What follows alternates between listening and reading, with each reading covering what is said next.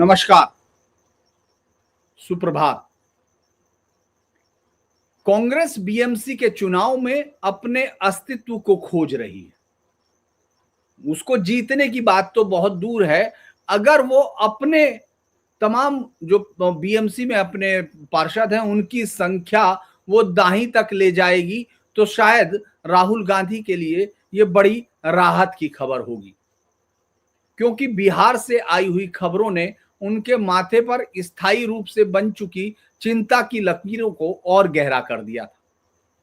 कांग्रेस वहां आरजेडी की मेहरबानी से जीती और उसने 6 सीटों पर जीत हासिल की थी। अब वो 6 के 6 विधायक जेडीयू के साथ संपर्क में हैं और ये कहा जा रहा है कि वो कंप्लीट ट्रांसफर कर रहे हैं। यानी बिहार पूरे देश में 7वां ऐसा राज्य बन जाएगा जहां कांग्रेस के विधायकों की संख्या 0 हो जाएगी। ऐतिहासिक तौर पर कहा जाता है कि कांग्रेस एक बार शायद 8 राज्यों में 0 की संख्या तक पहुंची है और वो भी अभी इससे पिछले चुनाव तक का था। अभी तक का जो आंकड़ा है अलग अलग समय पर हम उसके बारे में आपको बताएंगे, लेकिन ऐसा क्या हो रहा है? जिस कांग्रेस ने अपने आप को इस देश की आजादी की लड़ाई का पर्याय बनाकर देश की सत्ता पर इतने लंबे समय तक अबाध रूप से शासन किया हो, वो आज राज्यों में अपने विधायकों की संख्या तो दूर की बात है, वहां एक नाम दर्ज कराने के लिए तरस रही हो। इस पर कई लंबी चर्चाएं हो सकती हैं, लेकिन जो सबसे बड़ा विश्लेषण है, जो आज मैं आपको रिकॉर्ड से साबित करने की कोशिश करूंगा कि किस तरह से प्रधानमंत्री मोदी के उदय के साथ कांग्रेस के जो ये अस्त होने का सिलसिला है, ये अब ऐतिहासिक नीचाई तक पहुंच चुका है। यानी राहुल गांधी अपने नेतृत्व में कांग्रेस को उतनी नीचे ले जा चुके हैं कि वहां से ऊपर लाने में शायद किसी और नेता को पसीने आ जाएंगे, दांतों तले मुझे लगता है उंगलियां दबानी होंगी अगर वो इसको वापस इस स्थिति में भी ला पाए जो 1980 तक थी।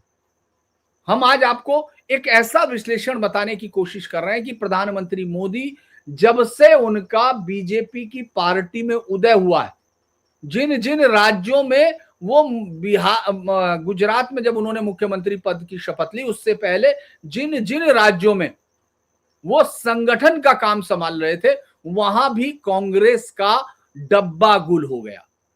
ये बड़ा दिलचस्प है। जब मैं देख रहा था तो मुझे लगा कि ये वाकई बड़े उसका है कि आखिर राहुल गांधी की गालियों में हर रोज तुलसी क्यों बढ़ती जा रही है, क्योंकि वो जानते हैं वो कांग्रेस को अब ऐसी जगह ले जा चुके प्रधानमंत्री मोदी के समय में जहां से वापसी आसान नहीं, अगर असंभव नहीं तो।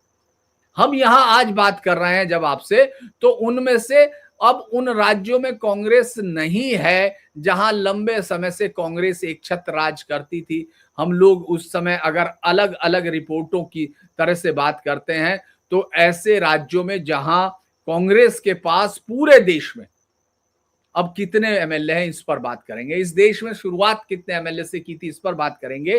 कांग्रेस के इस समय पूरे देश में 639 एमएलएज हैं, अलग अलग मैगजीन्स के साथ है, कुछ ऊपर नीचे हो सकता है क्योंकि इधर से उधर ट्रांसफर हुए हैं, लेकिन ये लगभग वो एमएलए हैं जो मुख्यतः कर्नाटक, हिमाचल प्रदेश, तेलंगाना या कुछ और राज्यों में जो कांग्रेस का अस्तित्व है वहां है।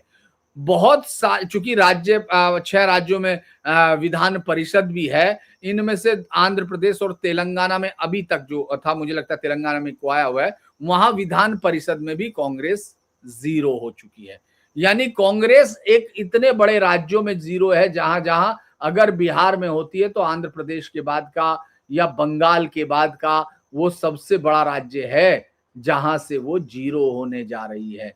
चूंकि कांग्रेस के एमएलसी वहां भी जैसे बिहार में कांग्रेस के 2-3 एमएलसी हैं, कर्नाटक में 2, महाराष्ट्र में कुछ हैं और उत्तर प्रदेश में शायद 1 है। सीमित इनका जो उसका सीमित पार्षद उसके जो एमएलसी हैं वो भी सीमित हो चुके। क्या ये रिकॉर्ड सबसे कमजोर दौर है कांग्रेस का? अब तक का ये सबसे दौर जो है कमजोर है, क्योंकि अब तक जो मैं देख रहा हूं वहां जो रिपोर्ट्स क्या कहती है इसको हम लोग डाटा वाइज देखेंगे। लेकिन सबसे बड़ी चुनौती तो आपने देखा ब्रन मुंबई में भी सफाई होना है, क्योंकि जो 227 मतलब वार्ड्स है वहां भी कांग्रेस का वोट शेयर इतना नीचे चला गया कि अब वो पूरी दौर पर वापस आना बहुत मुश्किल है। चूंकि मैं आपको उस पर नहीं बता रहे हैं, उसके लिए तो आपके लिए अलग से हम लोग लाइव के साथ शुरू करेंगे वीरेंद्र जी के साथ। लेकिन जिस तरह से कांग्रेस में नेताओं का पलायन हुआ है या कांग्रेस ने जीत से दूरी बना ली, वो बड़ी दिलचस्प है और उसमें मोदी का क्या योगदान है, इस पर बातचीत करने की हम लोग कोशिश करते हैं। चूंकि अब जो मैंने आपको बताया कि पूरे देश में लगभग पूरे भारत में 4126 विधानसभा सीटें हैं, जिसमें से 4030 के करीब भरी हुई है, कुछ खाली हैं ये। और अब कांग्रेस के पास 15 से 16% रहता है, क्योंकि 639 से 640 के बीच ये संख्या है। और इसमें भी मुख्यतः जो बड़े राज्य हैं, जैसे आप वहां इसमें कर्नाटक में है, वो राजस्थान में है, हिमाचल में है, 135 एमएलए, 70 एमएलए और 40 एमएलए हैं। लेकिन छोटे राज्यों में ये बिल्कुल शून्य है। अगर 2014 में हम लोग देखते हैं उसके समय कितने एमएलए थे, यानी जो 2014 में एमएलए की संख्या थी 949, अभी कितनी है 639। यानी उस समय जब थी तब भी बीजेपी कांग्रेस के पास 22 से 23% तक टोटल विधायकों की संख्या का पूरे देश के मौजूद था। लेकिन बीजेपी ने उसी साल 2014 में पहली बार बीजेपी ने कांग्रेस को एमएलए की संख्या में पीछे छोड़ दिया था। बीजेपी के पास 1058 एमएलए बने और जबकि कांग्रेस के पास 949 एमएलए थे। यानी इधर से प्रधानमंत्री मोदी का उदय हुआ और उधर से उनकी स्थिति गिरनी शुरू हुई। ये एक ऐतिहासिक लो है। अगर हम लोग आज तक के देखते हैं, ये इतिहास में सबसे कम है। पीक पीरियड कब था इस पर बात करते हैं। दरअसल कांग्रेस के पीक पीरियड को हम लोग वहां से पहले रिकॉर्ड्स के साथ आपके साथ बात करते हैं कि कांग्रेस को 1952 के चुनावों से ही एक मोटा मोटी हम लोग आंकड़ा देखते हैं कि उस समय कितने एमएलए थे। आपको 2000 उसमें हम लोग जब बात करते हैं एमएलए, उस समय पूरे देश में लगभग 3000 के करीब एमएलए होते थे, 3200 करीब 3000 से 3200 के करीब एमएलए थे। राज्यों की संख्या भी बढ़ी है, इसलिए एमएलए की संख्या बढ़ी है, कुछ सीटें बढ़ी हैं। 14 राज्य उस वक्त हुआ करते थे 1952 में, जिनमें चुनाव हुए थे। उस वक्त 107 एवरेज आ रहा था राज्यों का। तो शुरुआत में कांग्रेस के पास लगभग 1500 एमएलए थे, यानी 50%, 1500-1700 कुछ ये कहता है सबसे ज्यादा संख्या होती थी। उसके बाद अगर आप 1957 के चुनाव में जाते हैं तो उसमें भी 1700 एमएलए थे। 1967 में ये 1800 तक पहुंच जाती है, यानी लगभग पीक से पहले की स्थिति कांग्रेस के पास 1967 में आती है। और 1974 में कांग्रेस 22 राज्यों उस समय थे, 2253 विधायकों के साथ सबसे अधिक औसत में भी है और संख्या में भी वो सबसे ज्यादा चुनाव जीतती है। लेकिन उसके बाद 1977 से शुरू होता है, याद कीजिए जनता पार्टी का दौर था, वो सबसे कमजोर समय के समय थी। 750 विधायक उस समय उसके जिनके आए, लेकिन उसने तेजी के साथ रिकवरी की और वापस 1877 में वो अलग अलग समय पर हम लोग इन डाटास को देख रहे हैं। चूंकि अलग अलग समय जब चुनाव हो रहे हैं उसके वक्त, खासतौर से लोकसभा चुनाव के समय के बीच में अलग अलग उस समय क्या मौजूदा स्थिति थी, इस तरह से चूंकि एक मोटा मोटी सर्वे करने की कोशिश की गई है। 1998 में 25 राज्यों में चुनाव हुए तो 1200 पे आई है। उससे पहले 1989 में ये 1800 पर थी।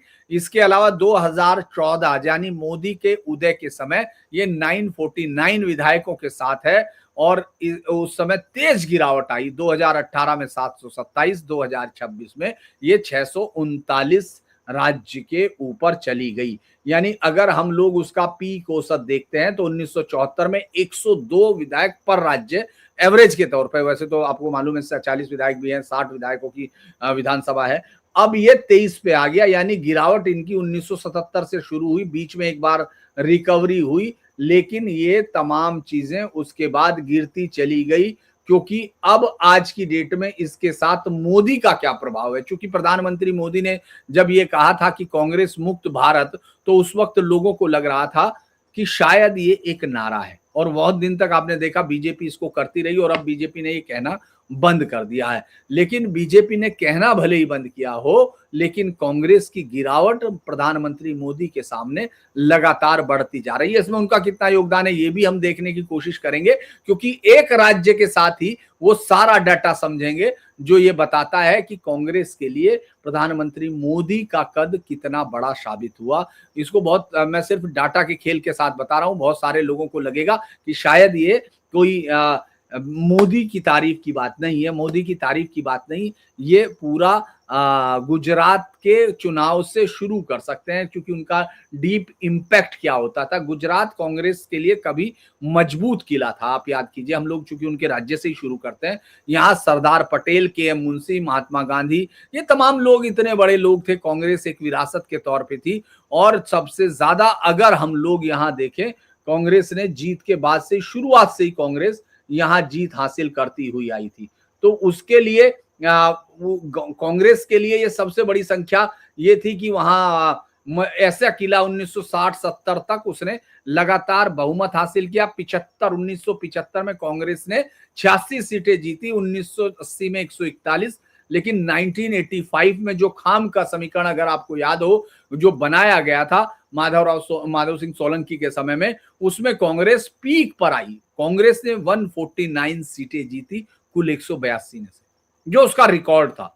ये दौर था जब कांग्रेस ने पटेल खाम जो जोड़ा था वो सब बनाया था। लेकिन 1990 से चीजें बदलनी शुरू होती है, वहां से पूरा खेल बदलता है, बीजेपी का उभार होना शुरू होता है, हिंदुत्व की राजनीति शुरू होती है। आप ये देखिए 1989 में, या जब आडवाणी रथ यात्रा भी निकालते हैं, उस वक्त को गौर कीजिए। उस वक्त वहां एक बहुत बड़ी ताकत के तौर पर बीजेपी उस समय सिर्फ अलग अलग पॉकेट्स में उभर रही थी, और वही दौर था जब उस रथ यात्रा का पूरा संचालन प्रधानमंत्री मोदी कर रहे हैं। लोग बहुत सारी चीजें कहेंगे, भाई वहां शंकर सिंह वघेला के किसी उसको प्रयास को नहीं रोका जा सकता, उस समय थे केशु भाई पटेल थे। लेकिन आप एक, चूंकि हम उस राजनीति में मौजूदा दौर के पॉलिटिशियंस को देखते हैं, तो वो प्रधानमंत्री मोदी उस समय अपनी क्रिप इन कर रहे थे, अंदर घुस रहे थे, और ये पहली बार 1995 में बहुमत हासिल करती है बीजेपी, 121 सीटों के साथ आती है। सरकार अस्थिर रहती है 1996 में कांग्रेस का, चूंकि गिराव वो उनके बीच में डिवीजन होता है। आपको याद होगा, शंकर सिंह वघेला अपने विधायक लेकर कांग्रेस की मदद से सरकार बनाने में कामयाब रहे थे, जिनको खुजूरिया कहा गया, क्योंकि खजुराए गए, और हुजूरिया का जो केशु भाई पटेल के साथ रह गए थे, तो खुजूरिया हजूरिया में पार्टी बीजेपी बट गई थी। लेकिन वो उसका सबसे बड़ा कारण आप जानते हैं, कहा गया, शंकर सिंह वघेला ने कहा कि हमको मोदी नहीं चाहिए, मोदी इस राज्य से अलग होना चाहिए। ये जबरदस्त तरीके से उनको फिर दिल्ली की राजनीति में भेजा गया। उस समय तक मोदी गुजरात में बहुत बड़ा कार्य कर रहे थे, यानी पार्टी को जमा रहे थे। लेकिन उसके बाद ये पार्टी आती है 2001 में, गुजरात में मोदी की एंट्री होती है, एकदम बनते हैं। और तभी आपको मालूम है, इसी को गुजरात की राजनीति का टर्निंग पॉइंट कहा जाता है, क्योंकि मोदी 1985 से लेके आरएसएस में चूंकि जुड़े थे, और उसके बाद 1987 में बीजेपी में शामिल हुए थे। और आप याद कीजिए, ये वही दौर था जब ये सबसे ज्यादा सीट जीत के आती है। 1995 में बीजेपी पहली बार आती है, तो वहां इसीलिए कच्छ भूकंप और उसके दौरान जो हालत खराब रही सरकार की, जो काम नहीं कर पाए थे सीएम, उसी के लिए प्रधानमंत्री मोदी जो अब हैं, उस समय उनको यहाँ संगठन से उठाकर सीधा बिना किसी अनुभव के सीधा वहां भेज दिया गया, बिना किसी वैधानिक उसके जो कोई विधानसभा का या विधान परिषद का ऐसा कोई अनुभव उनके पास नहीं था, सीधा सीएम बनाया गया। क्योंकि फिर उसके बाद 2002 में आपको याद हो, गोधरा दंगा हुआ, बीजेपी में उन्होंने एक यात्रा भी निकाली, गुजरात गौरव यात्रा, जिसका मैं आपके साथ विस्तार के साथ बता चुका था। और यहाँ बीजेपी ने 127 सीटें जीती थी पहली बार, कांग्रेस सिर्फ 51 सीटों पर सिमट गई। और इसके बाद इसी को मोदी की स्ट्रेटजी कहा गया। जो 2013 में Carnegie Endowment for International Peace ने अपने 2017 के एक पेपर में लिखा कि मोदी ने गुजरात में बीजेपी को मशीन बनाया, जहां विकास की बात से मिडिल क्लास को आकर्षित किया, ध्रुवीकरण से हिंदू वोटर्स को, और कांग्रेस की जो सेकुलर इमेज है, जो मुस्लिम तुष्टीकरण की तरफ झुकती दिखती थी, वो धीरे धीरे वहां उसको खत्म करती गई। 2007 में बीजेपी ने 117 सीटें जीती, कांग्रेस 59 सीटों पर थी, यानी कांग्रेस को थोड़ा सा बढ़ाव मिला, उनको लगा कि वो मोदी को रोक पाने में कामयाब हुए।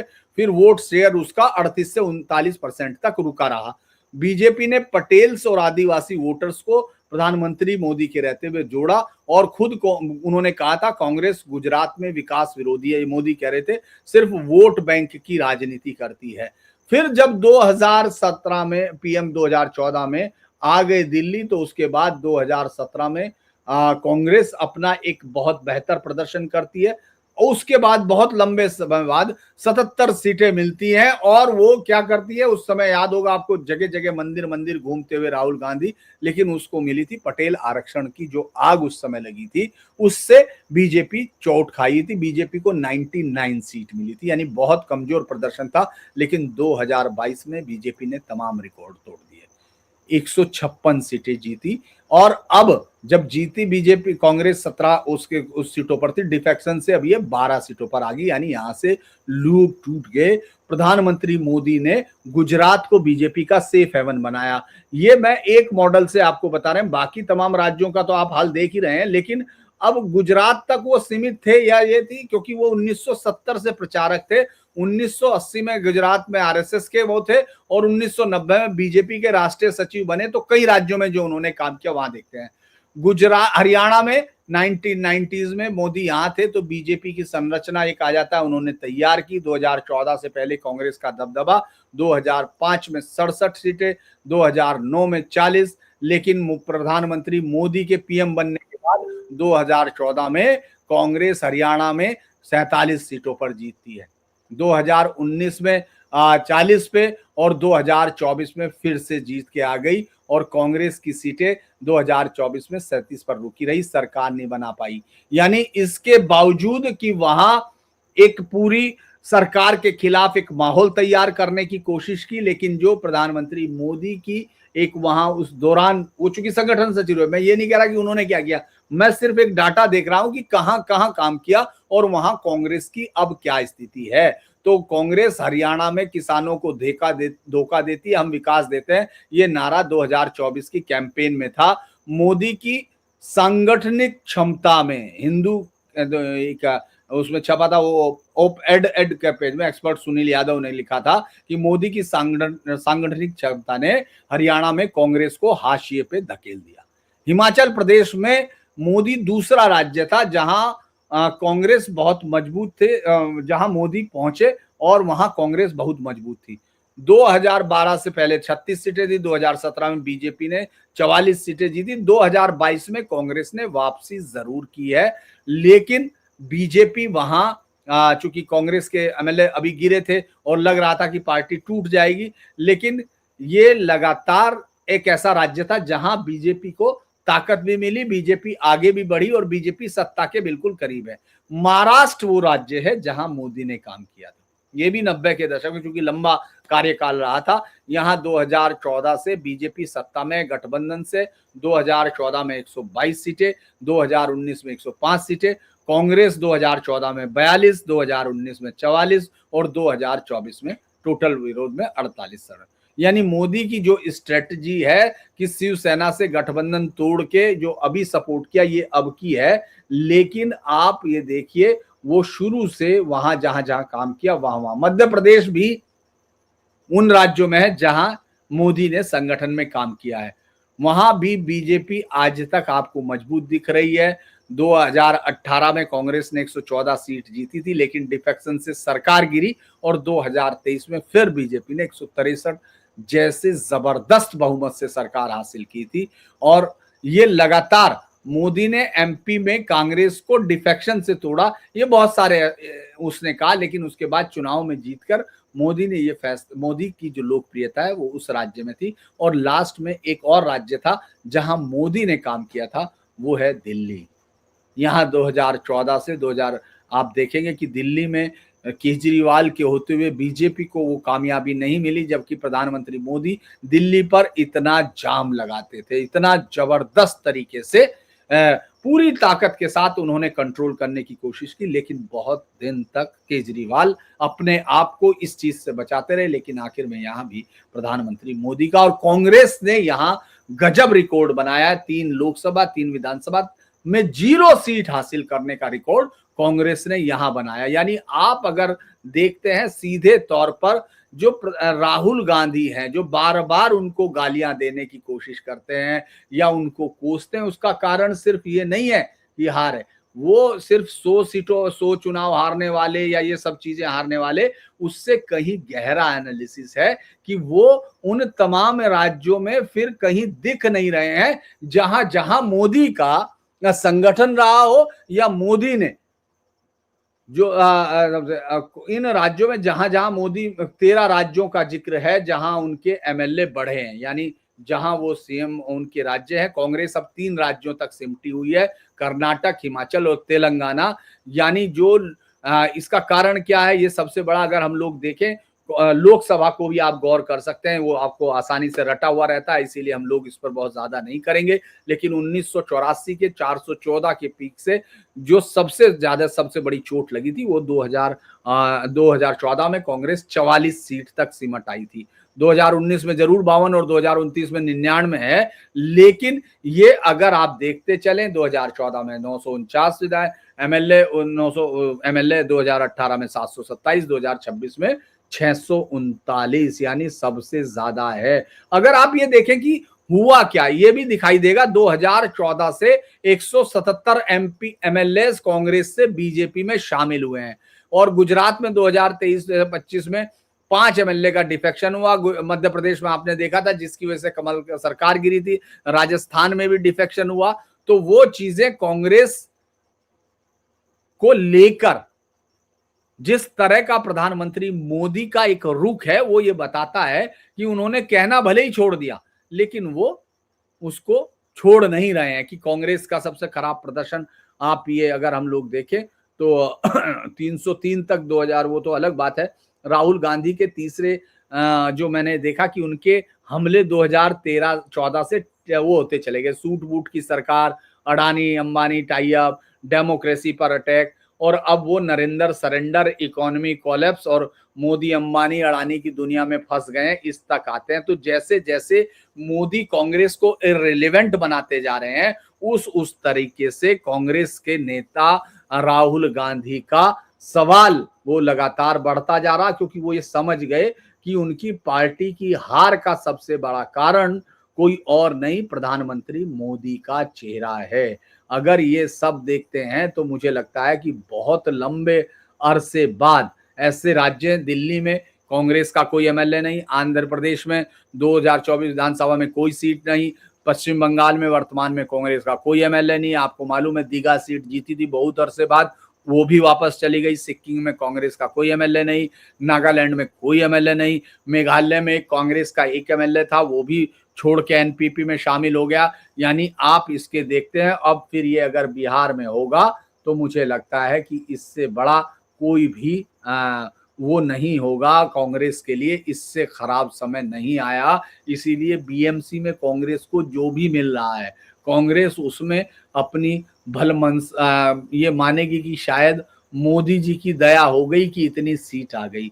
तो ये एक मुझे लगा कि इस विश्लेषण की आज जरूरत है, क्योंकि बीएमसी के चुनाव के बाद कांग्रेस जरूर फिर से सोचेगी आखिर हुआ क्या, लेकिन राहुल गांधी जानते हैं कि हुआ क्या है। तो आप सब लोगों ने अगर ये वीडियो देखा है आप इसको लाइक करें, सब्सक्राइब करें और चैनल को शेयर करें। ऊपर अगर आप सपोर्ट करना चाहते हैं तो ऊपर बना हुए इसमें आइकन में आप देख सकते हैं, क्यूआर कोड को स्कैन करके सहायता भी कर सकते हैं। आपका दिन शुभ हो। हम लोग फिर मिलते हैं जब लाइव होता है। नमस्कार।